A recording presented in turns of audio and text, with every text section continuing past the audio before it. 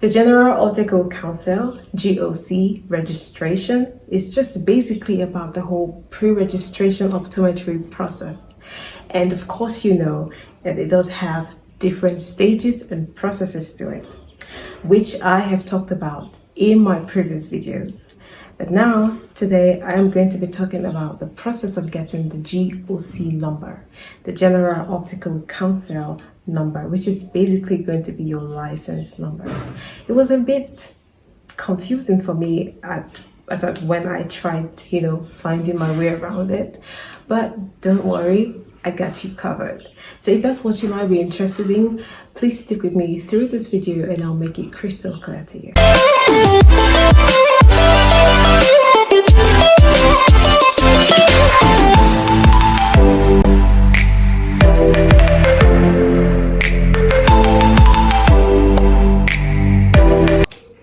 Hello and a warm welcome to my beautiful channel.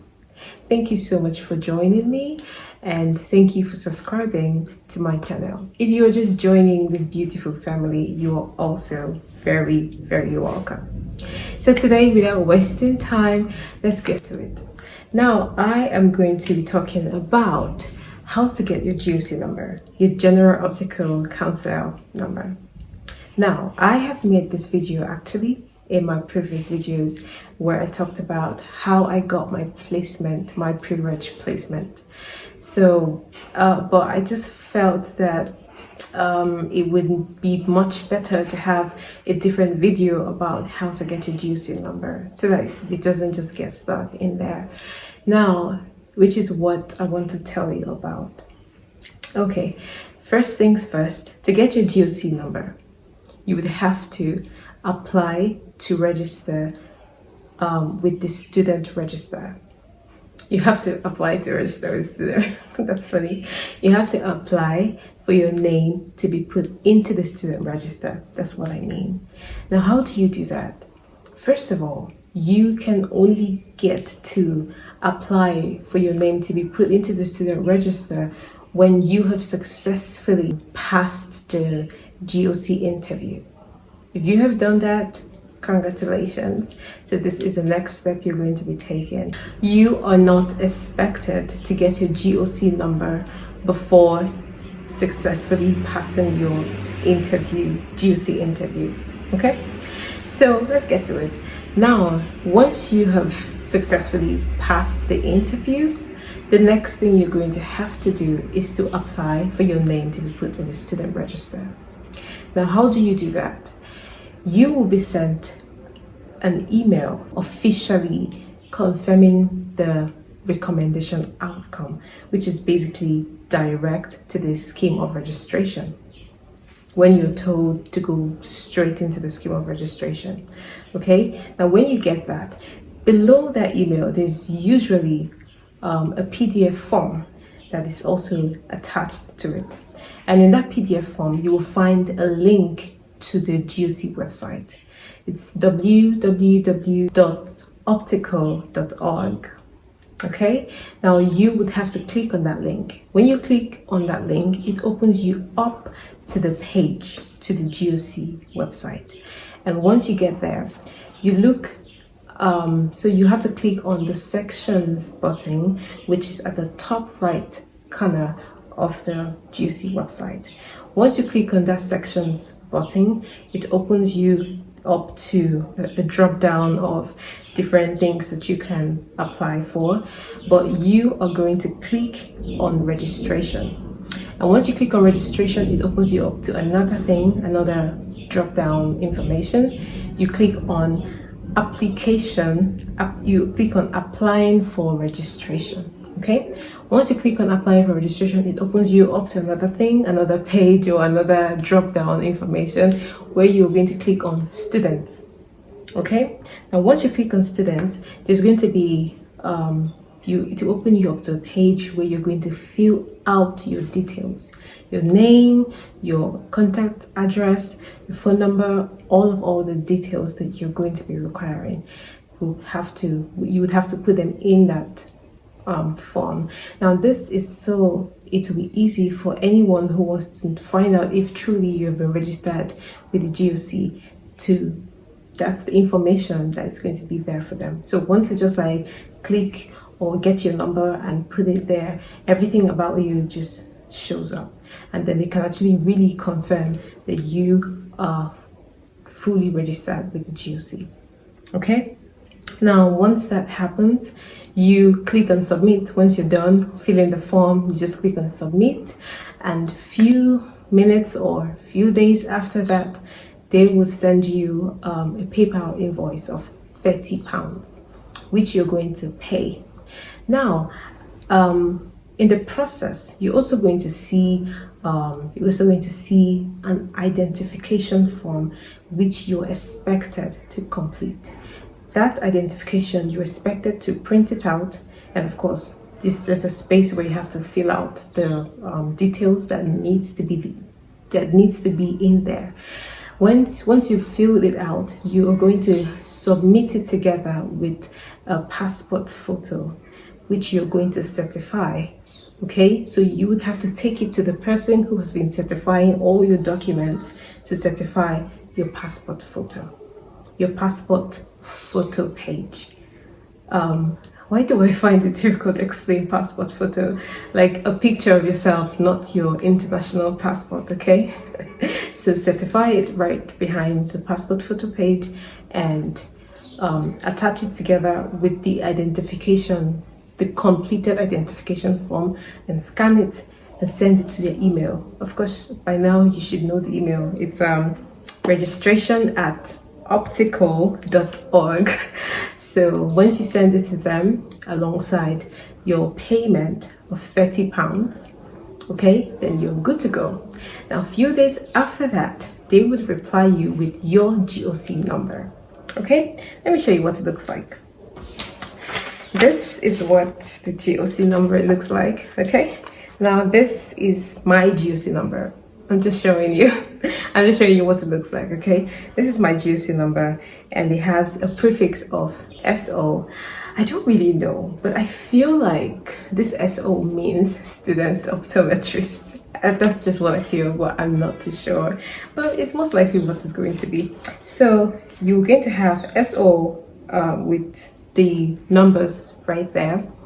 And after you fully qualify as an optometrist in the UK, the prefix will be changed to O, which I am suspecting is optometrist. Now, it would also come with the previous number that you had. Like the number doesn't change, but the prefix changes.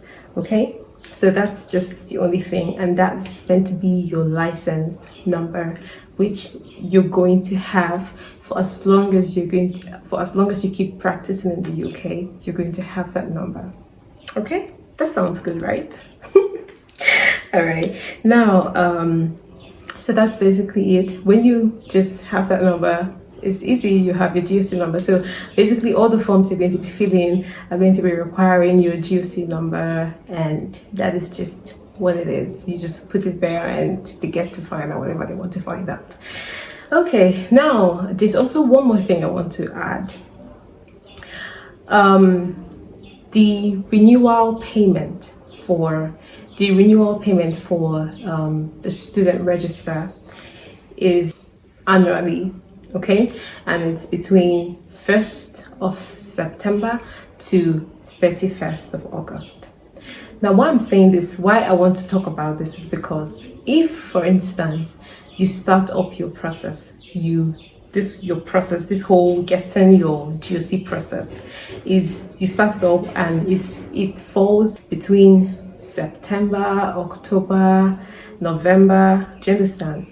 Then that £30 you're going to pay will just be the £30 that will cover for your renewal and, of course, the payment for your GOC number.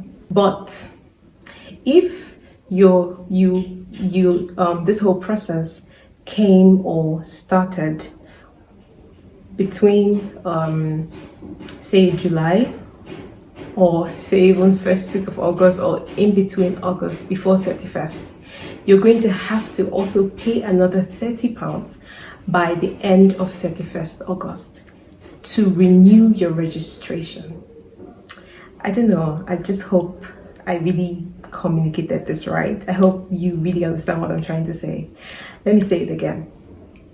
If you started processing your GOC number between, say like after September, October, the £30 you're going to pay will just cover for your renewal license. Like, you don't have to pay another £30 to renew. It will just be £30, you'll get your GOC number and your license is already renewed for that year. But if you start this process of getting your GOC number, and it falls between July and maybe August, but not 31st August, okay? You're going to pay that £30 and they'll give you a GOC number about that time, because it doesn't take time. After that, you're also going to be expected to renew your license, because it will be assumed that that £30 is for last year. So you will be expected to renew your license by paying another £30 before the end of September, so that your name would still stay in the register by 1st of September. I'm sure this is clear now. So why I'm saying this is because I paid 2 times. Maybe not that I paid 2 times, but it happened to me like that. So I had to pay £30 for renewal and £30 for registration for application of registration into the student register. That is it, okay? This is all right now. This is just it. But I mean, I don't know why it was a bit confusing for me at the time, because I think it's just because everything was like literally so new. I didn't even know which was which and so much information. But I'm good. And I'm doing this so that it can be a lot easier for you. You don't have to think so much about how do you do this, how do you do that, what do you have to do first. So take it from me, this is the next step that comes right after your GOC, right after a successful GOC interview. Okay? I also talked about getting the certificate of sponsorship. I don't know how I combine all these videos together, but I'm going to also make a different video, detailed video on how to get that certificate of sponsorship, and I'll also show you what it looks like, the same way I showed you how what my GOC number looks like. Okay, so I hope you found this information useful, and of course I know it will certainly be useful to you. But anyways, thank you so much for staying this week. This is just all I wanted to tell you, and I hope it was really useful. Okay, thank you so much for joining me. I really appreciate. Have a wonderful time, and I'll see you again in my next video. Bye.